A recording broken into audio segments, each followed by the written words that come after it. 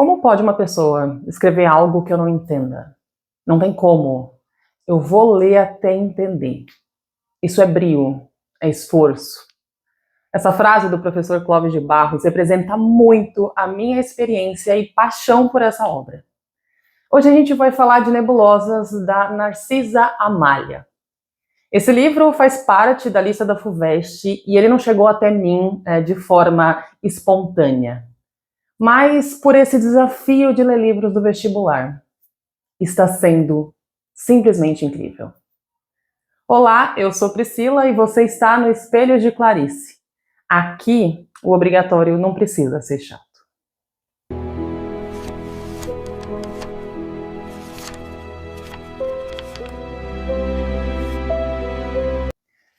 Para começar a falar sobre nebulosas, a gente precisa primeiro falar sobre a Narcisa Amália. Narcisa, ela tinha 20 anos quando escreveu e publicou Nebulosas em 1872. Se a gente pensar nesse livro com o nosso olhar do século XXI, a gente pode até pensar, grande coisa. Mas quando a gente coloca um filtro para nos levar para a época na qual esse livro foi escrito, em meados do século XIX, a gente consegue enxergar uma realidade totalmente diferente na época que esse livro foi escrito. O costume da época era de que mulheres poetisas só escreviam poemas sobre amor e sentimentalismo. Só que a Narcisa, ela vem na contramão. Ela fala de melancolia, de crítica social, abolicionismo. A gente precisa considerar que a gente está falando de uma época onde as mulheres brigavam pelo simples direito de estudar. E claro, Narcisa, por ser filha de jornalistas, ela teve o privilégio do estudo. E a gente pode usar esse termo porque a Narcisa soube usar muito bem esse poder do privilégio que ela recebeu. Ela cresceu praticamente dentro da redação do Jornal do Pai, o que influenciou muito a sua trajetória profissional, né? Seu pai, Joaquim de Oliveira Campos, era professor, poeta e jornalista. Ele foi um dos fundadores do jornal Paraibano, primeiro jornal de São João da Barra. Esse ambiente mudou diretamente a trajetória de Narcisa. No seu primeiro casamento, Narcisa casou-se com um artista plástico e farmacêutico, João Batista de Arantes, que aconteceu quando ela tinha só 14 anos, em 1866. Com esse casamento, ela se mudou da sua cidade natal para Resende, o que a acabou afastando da agitação cultural e do ambiente jornalístico na qual ela cresceu. Apesar da dificuldade de adaptação a essa nova rotina, o marido da Narcisa era um homem culto. O ambiente doméstico na qual ela cresceu permitia com que ela tivesse acesso a livros e a produção artística, o que permitiu com que Narcisa continuasse a desenvolver a sua escrita. Foi nesse ambiente que ela produziu Nebulosas aos 20 anos, em 1872. João Batista morreu prematuramente, deixou Narcisa jovem e viúva. Já no seu segundo casamento, com o também jornalista e orador Francisco Cleto, aconteceu em 1880, e foi nesse casamento que marcou a fase mais turbulenta da vida de Narcisa, e uma também das mais dolorosas. Durante esse matrimônio, o marido dela sentia muito ciúmes e existia muito incompatibilidade de gênios. E a postura altiva da Narcisa, naquela época onde o casamento exigia uma mulher submissa, foi o começo do fim daquela relação a dois. E a gente chega nesse momento na pior fase da vida da Narcisa. O marido, inconformado com o fim do relacionamento, como não podia atacar a qualidade inegável de Nebulosas, Francisco decidiu atacar publicamente a capacidade intelectual de Narcisa. Em uma campanha de difamação pública, ele acusou Narcisa de plágio, alegando que Nebulosas tinha sido escrito por um homem, provavelmente o seu primeiro marido ou um intelectual qualquer a qual ela tinha amizade. É muito engraçado que em uma época onde a capacidade cognitiva da mulher ainda era colocada em xeque, a hipótese de que Nebulosas, uma obra genial, tenha sido escrita por um homem, pareceu muito viável para muitas pessoas. Mesmo que Narcisa tenha se defendido publicamente e contado com o apoio de grandes figuras da literatura da época, como Machado de Assis e o próprio imperador Dom Pedro II, que era admirador do seu trabalho, o custo emocional e social foi devastador para Narcisa. A humilhação pública, somada àquela dor de ver a sua integridade artística questionada pelo próprio ex-parceiro, fez com que ela se retirasse gradativamente da vida social e pública. O isolamento em Resende e, posteriormente, seu recolhimento no Rio de Janeiro não foram meras escolhas casuais, mas uma consequência direta desse linchamento moral que ela sofreu.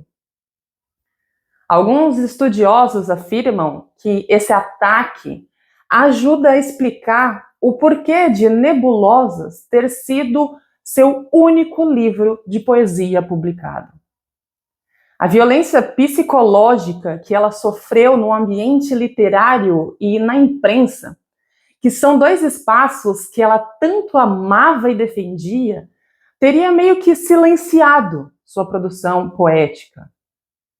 Apesar de ter continuado a escrever em jornais e a exercer o magistrado para sobreviver, o trauma da acusação de plágio funcionou como uma mordaça para que novos projetos literários acontecessem. Nebulosas foi publicado em 1872, em pleno Segundo Reinado. Ele é o livro único de poemas de Narcisa Amália. E é um livro delicioso. São 44 textos que, à primeira vista, parece dialogar com o estilo do século XIX, mas, na verdade, vão um pouquinho além. O que torna essa obra tão especial não é só a estética, mas a ousadia. Em uma época em que mulheres eram praticamente proibidas de ocupar o espaço público e o debate intelectual, Narcisa transformou os seus versos em trincheiras. Ela falou de abolição, da república, de emancipação feminina, temas que hoje parecem naturais, mas que naquela época eram vistos quase como uma afronta. Mais do que um registro do romantismo tardio brasileiro, é aquela época final do movimento, já no começo da transição para o realismo, Nebulosas é um manifesto corajoso.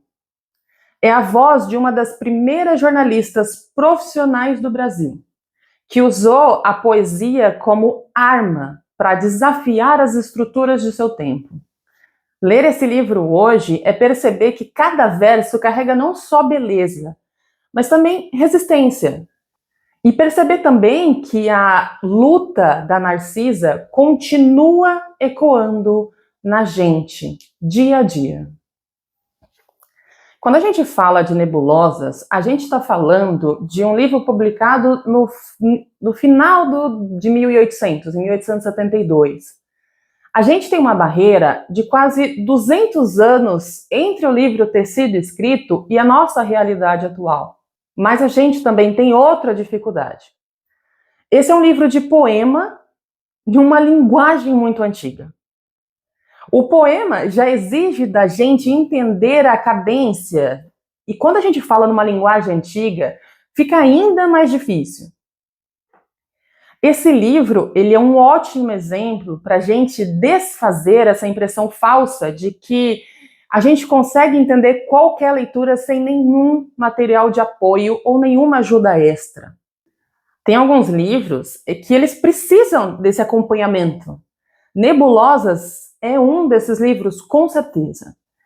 É claro que para a gente fazer a leitura de um livro dado no vestibular, como é o caso de Nebulosas, é muito óbvio que a gente vai precisar de uma explicação ou, no mínimo, de um apontamento de um professor ou de algum literato.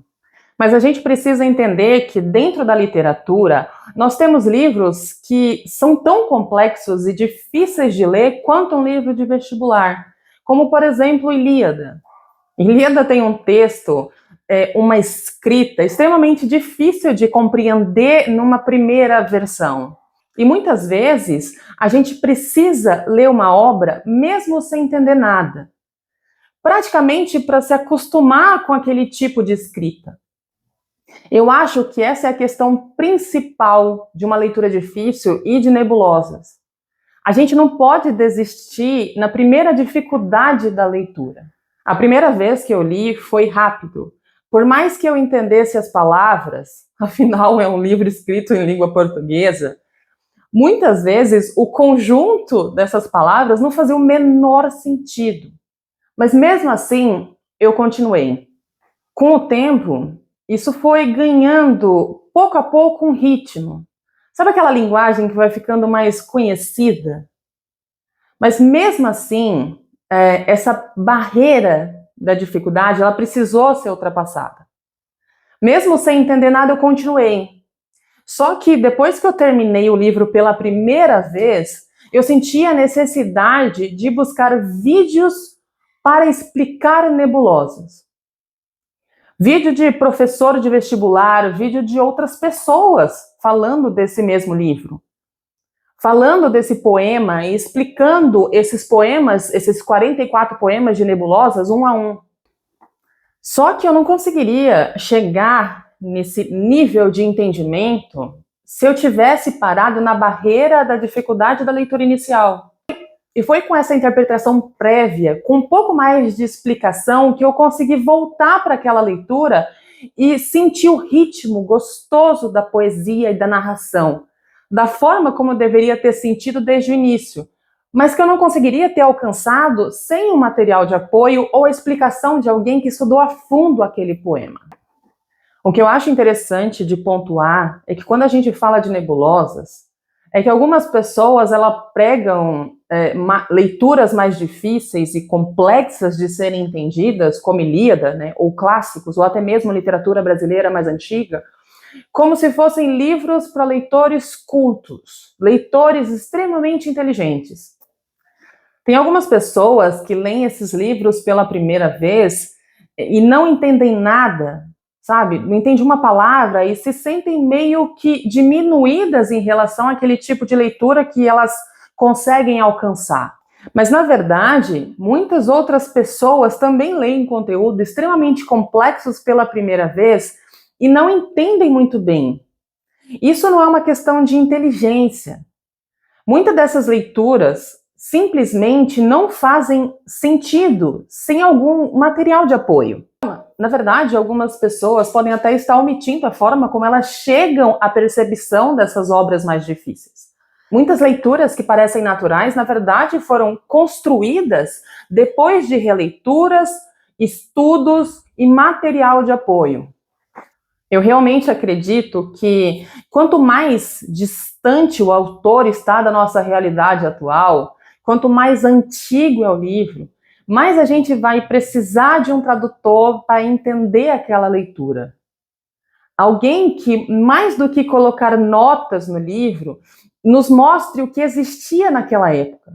Quem era aquele autor, como ele vivia, como era o tipo de livro que ele escreveu. É muito legal que, para começar com chave de ouro, Nebulosa já começa na parte 1 com um poema de mesmo nome, chamado Nebulosas, que é um poema branco. Então a gente já tem de primeira parte com um poema extenso que não tem rima. E de verdade, se eu tive aula na escola de o que é poema branco, eu simplesmente faltei nessa aula. Porque eu fiquei pensando comigo, como é que pode? Na minha cabeça, a principal característica de um poema era justamente a rima. E agora eu descubro que existem poemas sem rima, que são esses poemas brancos.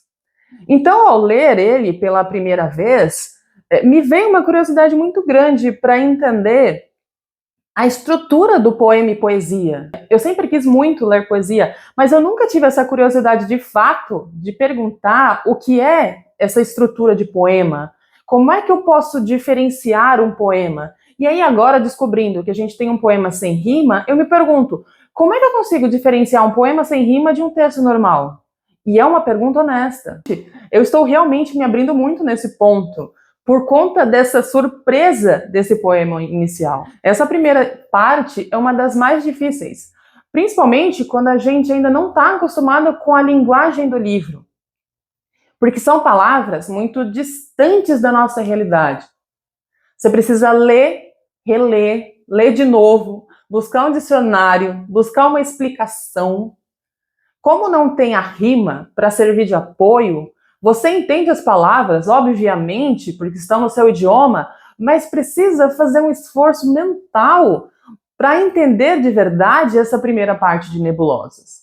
E no fim, você acaba entendendo, principalmente porque você vê vídeos de pessoas que estudaram esse livro te explicando o que aquela primeira parte quer dizer. É muito importante eu ressaltar neste vídeo que a minha ideia não é dar uma aula sobre poemas de Nebulosas, até porque vocês perceberam que eu não tenho nem roupa nem moral para falar de poema. Eu utilizei muitos vídeos incríveis, mas principalmente uma aula sensacional da doutora Marise Hansen no canal da BBM, da Biblioteca Brasiliana Gita. É uma aula de 2 horas sobre Nebulosa e Narcisa Amália. Esse vídeo eu indico muito, e eu vou deixar o link aqui na descrição desse vídeo. Se você quer entender a essência de Nebulosas, compreender os poemas, quais são os mais importantes e relevantes, e até ter uma explicação verdadeira, uma aula sobre Nebulosas, assiste esse vídeo da doutora Marise, que está incrível. Já na parte 2, alguns poemas chamam muita atenção pela sonoridade deliciosa. Eu li Nebulosas praticamente todo em voz alta, porque uma coisa é você ler dentro de você, e outra coisa é você ler alguns poemas em voz alta. A melodia ressoante desses poemas é algo que você precisa mais ouvir do que ler. Por exemplo, na parte 2, a gente tem um poema chamado Agonia, que tem uma sonoridade tão suave, mesmo que as palavras sejam de difícil compreensão, ele tem uma sonoridade muito bonita quando você lê em voz alta. Como, por exemplo, no começo de Agonia, ela fala o seguinte: como vergam as lindas açucenas, as pétalas alvejantes, quando voam do sul as brumas frias, quando rola o trovão nas serrarias com os raios coruscantes.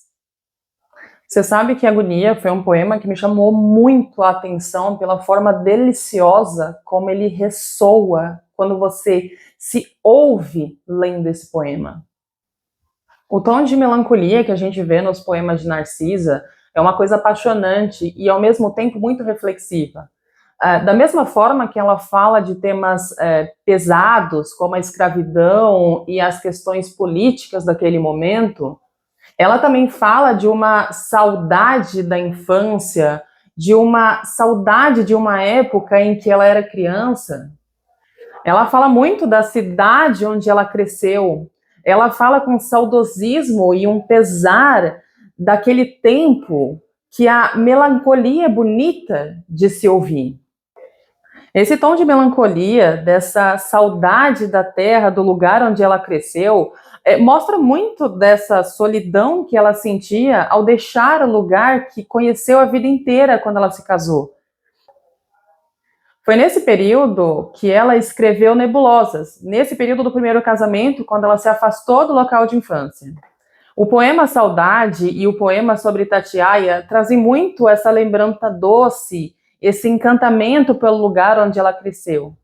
Essa segunda parte desperta uma emoção muito grande na relação de Narcisa com as lembranças que ela traz da infância.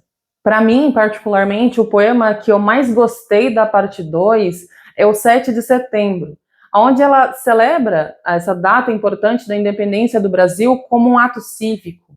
É bem interessante ver um poema sobre uma data tão política que hoje nós enxergamos como algo banal, simplesmente só mais um feriado.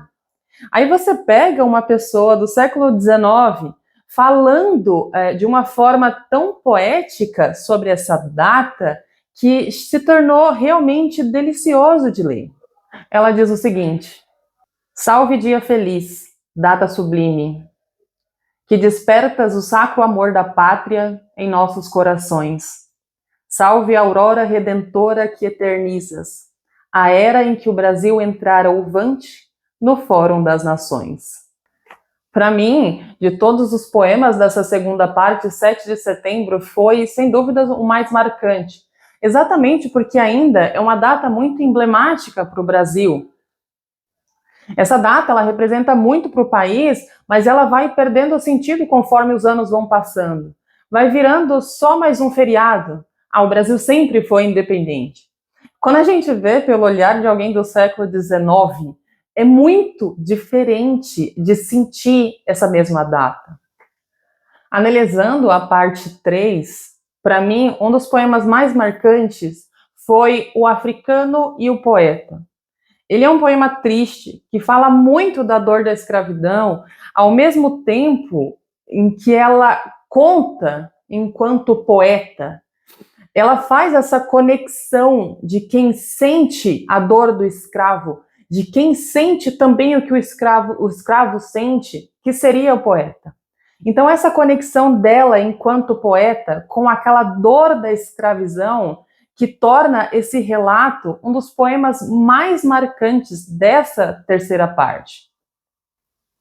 Só para ler o trecho inicial, o poeta e o africano começam assim: no canto tristonho do pobre cativo, que eleva o furtivo da lua ao clarão, na lágrima ardente que escalda-me o rosto, de imenso desgosto, silente expressão. Quem pensa? O poeta. Sem dúvida, para mim, foi o mais marcante dessa terceira parte. Ele é sonoro, ele é envolvente, e ao mesmo tempo ele passa uma mensagem tão pesada e tão triste em relação àquela situação de escravidão. Eu posso dizer que uma das coisas que mais me encantou em Nebulosas foi a forma poética e bonita como a Narcisa narra coisas realmente densas e pesadas. Para mim, esse é o encanto da poesia, de você trazer leveza para uma densidade ou uma emoção muito grande.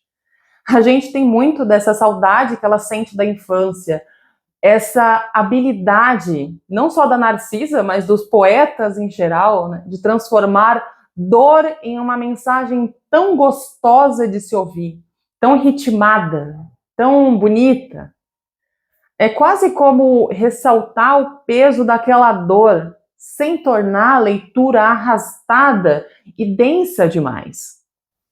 Narcisa, ela fala de crítica social e do abolicionismo, ela fala da escravidão, da infância, dela enquanto mulher naquela sociedade, de uma forma tão densa e ao mesmo tempo tão leve, com uma sensibilidade tão delicada, que realmente me marcou muito. Para mim, a conclusão é de que Nebulosas não é um livro apenas para ser lido, é um livro para ser estudado, é um livro para você mergulhar nele, entender cada nuance das frases, da escrita da Narcisa, entender a realidade que ela enfrentava enquanto mulher, enquanto uma pessoa contra a escravidão, enquanto uma pessoa que sofreu preconceito por ser desquitada, por ser viúva e por simplesmente ser mulher. Nebulosas é um livro delicioso, mas ele se torna ainda melhor quando você conhece toda a história da Narcisa por trás dele, tudo que ela sofreu, toda essa tragédia que, como dizem alguns estudiosos, acabou sendo responsável pelo silenciamento da autora. Esse primeiro e único livro de poesia que ele escreveu sofreu um preconceito muito grande. Houve toda aquela tentativa do marido de dizer que ela havia plagiado a obra. Quando você conhece essa história, você consegue imaginar o quanto tudo isso foi pesado na vida da Narcisa e como isso pode ter contribuído para que ela nunca mais publicasse outro livro de poemas. A FUVEST, ela traz muito esse olhar para autoras que foram apagadas pela história. E quando a gente fala de Nebulosas e da Narcisa, esse apagamento ele fica muito evidente. Esse livro ele foi publicado em 1872 e depois ele só foi republicado no começo dos anos 2000. Então, se Nebulosas foi tão aclamado naquela época, se ele foi elogiado por vários escritores e poetas daquela época, como é que uma obra dessa deixou de fazer parte da formação das pessoas nas escolas? Por que deixou de estar no currículo escolar? Por que as escolas não falam de Narcisa como falam de outros poetas homens da mesma época? Essa resposta a gente não consegue dar com certeza, mas consegue sentir esse apagamento da autora, infelizmente. Pode ter sido consequência do falatório que aconteceu naquela época, quando questionaram a autoria de Nebulosas, mas é realmente muito triste que uma obra tão gostosa, tão bem escrita e tão bonita tenha acabado se tornando também uma dor na vida dessa mulher. É muito bom ler Nebulosas, mas ao mesmo tempo ele acaba marcando um momento muito triste da trajetória da autora. Eu fiquei tão apaixonada por Nebulosas que eu quero muito ler a biografia da Narcisa Amália. De verdade, eu quero conhecer mais sobre a vida dessa mulher. Esse livro que me fez enxergar uma realidade em que eu não conseguia acessar por escolha própria. Esse é mais um livro que provavelmente eu nunca teria lido se dependesse apenas das minhas escolhas. E essa é a parte que eu estou mais adorando na lista da FUVEST. Eu estou entrando em contato com obras que, por opção, talvez eu nunca escolhesse. Eu quero muito estudar mais sobre poema. Eu quero entender mais a vida da Narcisa. Eu quero ler a biografia dela, ver vídeos explicando Nebulosas, reler Nebulosas. Eu realmente quero continuar em contato com esse livro e com esses poemas. Esse livro abriu uma porta para a poesia, uma porta que eu sempre quis atravessar, mas da qual eu sempre tive medo, justamente por essa dificuldade de entender poemas. E eu não vou mentir, não é uma leitura fácil. A primeira leitura vai ser difícil, mas é tão delicioso quando você quebra essa barreira. Quando você começa a enxergar aquilo como um desafio. Tá difícil, mas alguém escreveu. E se alguém escreveu, não é possível que eu não consiga entender. Então eu realmente fecho esse vídeo voltando ao começo. Eu vou ler até entender. Difícil e delicioso. Essa é a lição que ele deixa para mim. É um livro que vai ficar como uma obra a ser estudada e não simplesmente ser lido. E claro que todas as resenhas que aparecem aqui no canal viram o episódio no podcast, para a gente aprofundar um pouquinho mais. E eu vou levar para o podcast O Verso do Espelho justamente esse tema de o mito das leituras difíceis. Essa ideia de que você é mais inteligente ou mais sábio se você ler um livro difícil sem nenhum apoio. A gente vai abrir um pouco mais essa conversa e discutir esse mito de que a gente não precisa de material de apoio para leituras mais difíceis. A gente não pode ter medo de pedir socorro quando está com dificuldade numa leitura. Então, se você quiser continuar essa conversa, ela continua lá no Spotify, O Verso do Espelho. Eu te espero por lá. Se você chegou até aqui, já curte esse vídeo, segue a gente, compartilha para que a gente traga mais resenhas para vocês. É isso por enquanto. Até a próxima leitura. Tchau, tchau.